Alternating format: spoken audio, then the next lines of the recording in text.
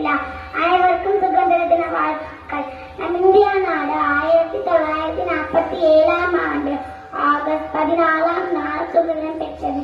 சுதந்திரம் என்பது உண்மை நமக்கு எளிதாக கிடைத்ததா என்றால் நிச்சயமாக கிடையாது. இன்றைய நம் தலைமுறை நன்றாக வாழ வேண்டும் என கருதி நம் முன்னோர்கள் நம்ம போராடி சுதந்திரம் பெற்றுக் கொடுத்தனர்.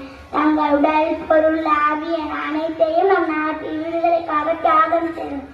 ஆயுதங்கள் இல்லாமல் ஆகியம் செய்யால் மட்டுமே வெல்ல முடியும் என்கிற கொள்கையுடன் மகாத்மா காந்தி, திருப்பூர் குமரன், லாலா லஜபதி ராய், பெருந்தலைவர் காமராஜர் போன்ற தலைவர்கள் இந்திய நாடு சுதந்திரம் பெற பல போராட்டங்களை நடத்தினர்.